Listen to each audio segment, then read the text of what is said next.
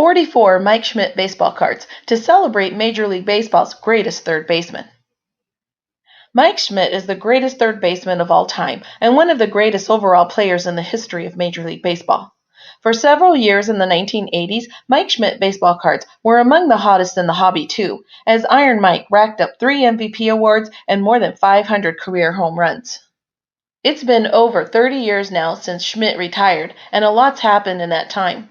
Pete Rose was banned from baseball. The game almost imploded due to the player strike in 1994 and 1995. Home run records fell like Seattle rain during the so-called steroid era, as bashers like Sammy Sosa, Mark McGwire, Barry Bonds, and Brady Anderson rewrote the record books. The hobby boomed and busted.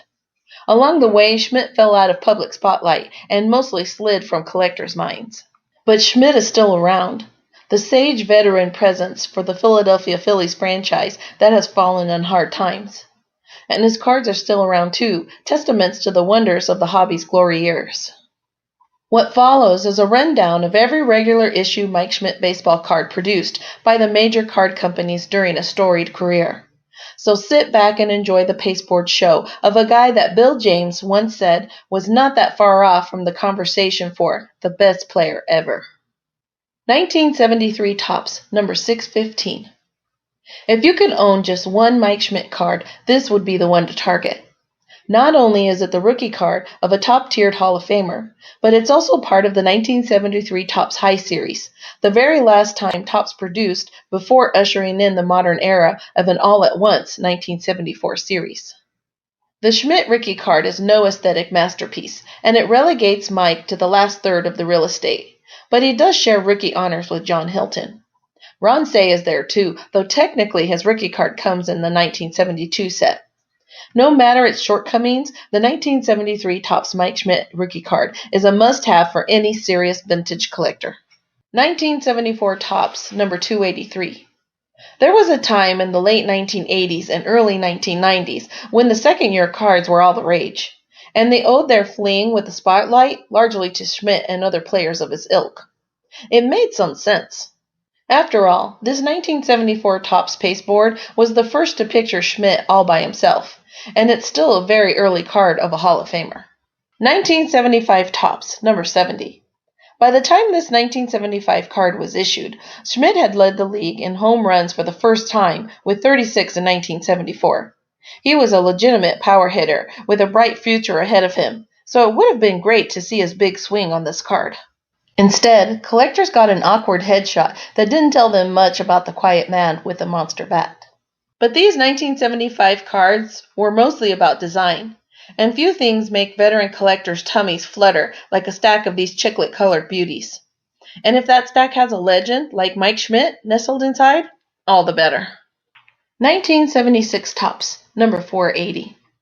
At first glance, this photo seems even worse than the 1975 Topps version. Mike Schmidt bunting?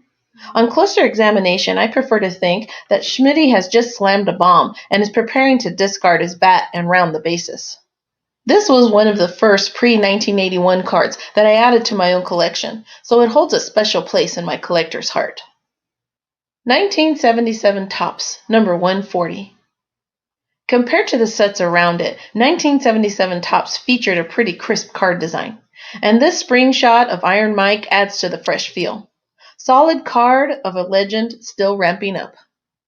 1978 Topps, number 360. The 1978 Topps set features a minimalist design and is somewhat reminiscent of the classic 1957 Topps set. Too bad Topps chose to use all that photo real estate for so many boring headshots like this 6-year Schmidt card. Even with no action though, this is a solid offering. 1979 Topps, number 610. Was Schmidt ever happy on a baseball card early in his career? He doesn't look too thrilled here on his 1979 Topps card for sure, but the color scheme works well and the overall design is clean. 1980 Topps, number 270. Schmidt's Topps offering got a little snazzier just in time for his first MVP campaign. He was already 30 years old by the time this card came out, but his superb conditioning and key role on the contending Phils would keep him in his prime for several more years. The batting practice pose shows Schmidt's intensity even in game prep, and is nicely framed by the banner-laden 1980 Topps design and the National League All-Star designation. 1981 Donris Number 11. Schmidt didn't break into a smile for his first non-Topps cards, but collectors were happy to see both Donris and Fleer join the old gum company on store shelves in 1981. Donris card stock was thin as tissue paper, but this is a decent-looking glamour shot of Iron Mike. 1981 Fleer, number 5. The overall quality of the 1981 Fleer set was a smidge better than the Donris counterpart, but it looks like they used the same photographer on the same day. Same warm-up suit, same hair, same I'll mess you up expression. 1981 Topps, number 540. This is the first Schmidt card I remember pulling from a pack, and it still stokes the collector's fire in me every time I see it. One of the few cards to feature Mike live in the field, this 1981 Topps beauty makes you believe he could stop a train with his glove and his grit. 1982 Donris, number 294. The 1982 Donris set featured crisper photos and a thicker cardstock than the 1981 set, but Schmidt looks about the same. Same warm-up suit, same hair, same scowl. 1982 Fleer, number 258. Is that a smile on Mike Schmidt's 1982 Fleer card? He must have just won an award or something. 1982 Topps, number 100. While not quite as toothy as his Fleer offering, the 1982 Topps Schmidt card came about as close to showing a smile as any Topps Schmitty pasteboard before it. 1983 Donris, number 168. Strong follow-through from Mike on his 1983 Donris card, with a design nearly identical to the 1982 set. 1983 Fleer, number 173. Schmidt must have really mellowed as the 1980s wore on, because you can almost see an upturned corner of his mouth as he talks to an unidentified Montreal Expo on this 1983 Fleer card. Who is that masked man? Looks like either Tim Raines or Al Oliver, both of whom were on the 1982 National League All-Star roster. 1983 Topps, number 300. Schmidt looks off balance in his 1983 Topps card, but the power in his follow-through and the stunning card design makes this one a winner all the way around. 1984 Donris, number 183. The 1984 Donris set established a new standard for card design and perceived scarcity. It's a classic issue that never goes out of style, and Donris even managed to get Schmidt in a fielding shot. Good on you, pre-Panini. 1984 Fleer, number 48. Maybe it's because the company was based in his adopted hometown of Philadelphia, but Schmidt seemed to love Fleer's camera. How else can you explain all the smiles and near smiles on this solid 1984 Fleer offering? 1984 Topps, number 700. This is the first card I ever paid a premium for, while I could still or soon pull it from a pack. This beauty cost me 40 cents in March of 1984, purchased from my favorite dealer who used to set up at a local Indianapolis flea market. Not a perfect card by any means, but not bad either, and priceless in terms of nostalgia. 1985 Donris, number 61. Donris got in on the Smiling Schmidt craze with its 1985 offering. Pretty sure Mike could have swung all three of those bats at once and slammed a dinger with each one. 1985 Fleer, number 265. This 1985 Fleer card broke the string of Schmidt hit shots, but its sacrifice was worth it. Just look at all those colors and that awesome home run follow-through. 1985 Topps, number 500.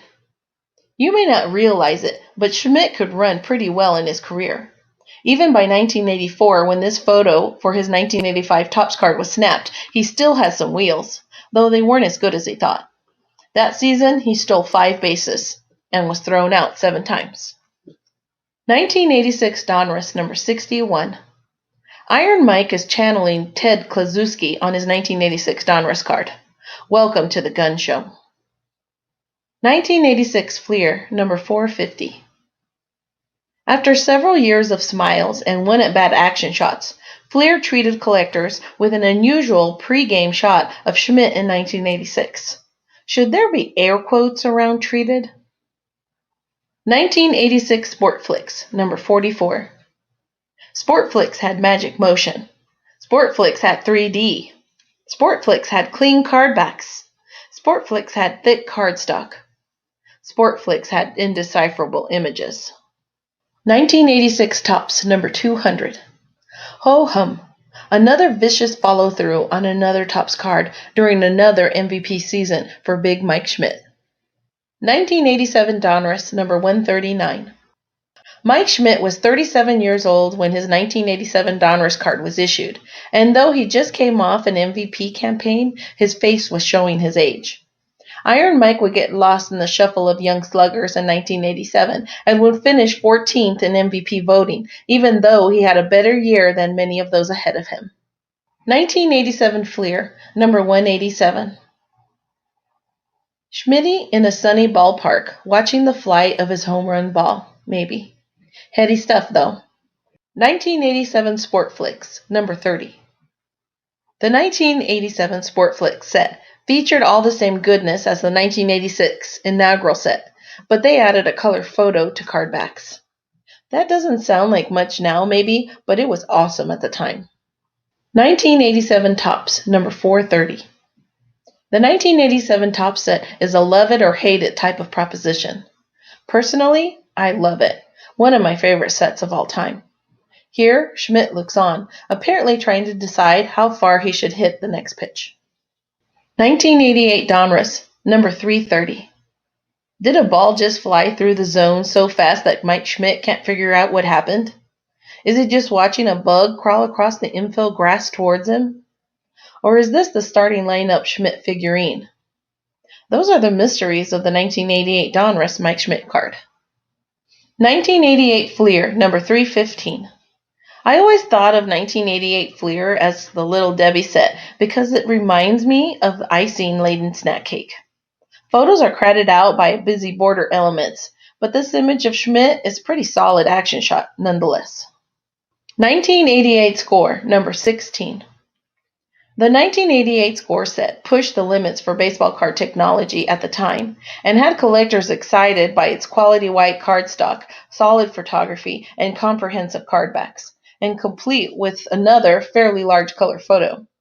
The Schmidt card features the Hall of Famer on his toes at third base, ready for whatever comes his way. 1988 Sportflix, number 35. Sportflix was back in 1988 with a heavier card design and an even larger photo on the obverse. I still have no idea what Schmidt is up to on this card front, though. 1988 Topps, number 600. Schmidt's warming up for his second to last season on this 1988 Topps card. 1989 Donris, number 193. Schmidt's last regular Donris card treats collectors to one final classy follow-through. 1989 Fleer, number 582. Schmidt checks his swing and his career aspirations on this 1989 Fleer card. 1989 Score, number 149. Of all the regular issue cards of Mike Schmidt over his storied career, it took until 1989 for a card company to capture him in the midst of his powerful swing. Thanks, 1989 Score. 1989 Sportflix, number 21. By this point, Sportflix was all about the back of the card photo. 1989 Topps, number 100. Mike Schmidt running for first one last time on his 1989 Topps card. 1989 Upper Deck, number 406. Upper Deck changed almost everything about the hobby in 1989, and they were lucky enough to get one Schmidt card before the legend hung up his spikes. I would have been okay if they had switched the front and the back photos, but it's a great piece of hobby history, no matter how you flip it. 1990 Donris, number 643. I'm breaking my own rules by including this 1990 Donris card here, because it's a tribute card, not really a regular issue pasteboard. But back in the late 1980s and early 1990s, companies just didn't issue cards of non-active players, no matter how great. Granting Schmidt this capstone offering that shows his entire career stat roll gets Donris an extra feather in its cap. 1990 Upper Deck, number 20. Like the Donris card previously, this 1990 Upper Deck issue breaks my rules. But Schmidt's retirement deserved a cardboard commemoration, and this artistic number does the trick. Like our video? Then like our video and subscribe to our channel. WaxPackGods.com